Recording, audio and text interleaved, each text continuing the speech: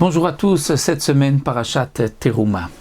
Dans la paracha de cette semaine, il est marqué Avnei Shoham, Vavnei Miluim, la Ephod ve la Choshen.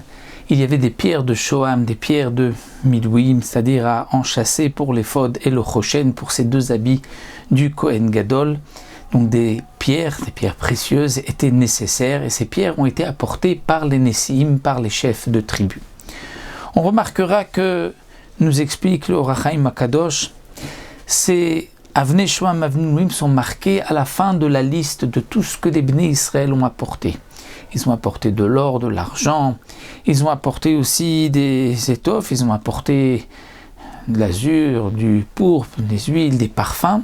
Et ce n'est qu'à la fin que la Torah nous parle de ces pierres précieuses, les pierres du Ephod et du Choshen. Et le Or HaChaim Akadosh nous dit pourquoi ces deux pierres sont marquées à la fin. C'est parce que les Nessiim, les chefs de tribu, ont tardé à apporter leur participation à la construction du Mishkan. Eux se sont dit que le peuple apporte d'abord tout ce qui est nécessaire et ce qui manque, nous compléterons. Ce qui s'est passé, c'est que le peuple avait apporté, il y avait suffisamment pour construire tout le Mishkan, et les Nessiim se sont retrouvés un peu dans l'embarras, puisqu'ils n'avaient plus rien à apporter, ils n'ont apporté que les pierres de Shoham et la pierre donc pour le Choshen et le Ephod. Mais étant donné qu'ils ont manqué de rapidité, de zèle, il est marqué dans la Torah le mot Nessiim avec un yud en moins, pour montrer qu'ils ont tardé, alors qu'ils auraient dû tout de suite, les premiers, apporter leur participation.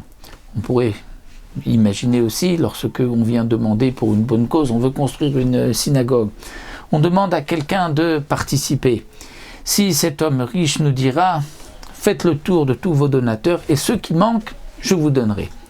On peut penser que c'est une bonne idée. D'ailleurs, il manquera certainement beaucoup. Donc, il nous promet que grâce à lui, on pourra arriver à la construction de cette synagogue. Mais on voit des Nessiim qu'au contraire.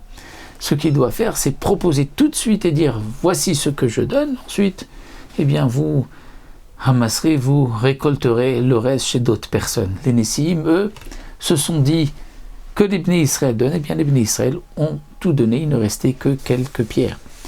Malgré tout, on pourrait se poser la question, mais on peut quand même reprocher à ces chefs des tribus d'avoir apporté en dernier. Leur intention était louable.